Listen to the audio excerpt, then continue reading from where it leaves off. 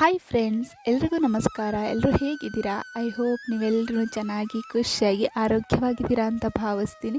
ಇದು ಗುರುವಾರ morning vlog ಆಗಿರುತ್ತೆ. ಇವತ್ತು ನಾನು ಬ್ರೇಕ್ಫಾಸ್ಟಿಗೆ ರಾಗಿ ದೋಸೆನ ಮಾಡ್ಕೊಂಡಿದ್ದೆ. ಅದ್ರ ಜೊತೆಗೆ ಸಿಂಪಲ್ಲಾಗಿ ಒಂದು ವೆಯ್ಟ್ ಗೇನ್ ಡ್ರಿಂಕ್ನ ಕೂಡ ಮಾಡಿಕೊಂಡೆ. ತುಂಬಾ ಟೇಸ್ಟಿಯಾಗಿ ಸಿಂಪಲ್ಲಾಗಿ ಮಾಡುವಂಥ ಸ್ಮೂತಿ ಅಂತಲೇ ಹೇಳ್ಬೋದು. ಇದಕ್ಕೆ ನಾನೊಂದು 2 ಚಿಕ್ಕುನ ಹಾಕ್ಕೊಂಡಿದ್ದೆ. ನಾನು ಚಿಕ್ಕುನ ಸಿಪ್ಪೆ ತೆಗೆದುಕೊಂಡು ಹಾಕ್ಕೊಂಡಿದ್ದೀನಿ.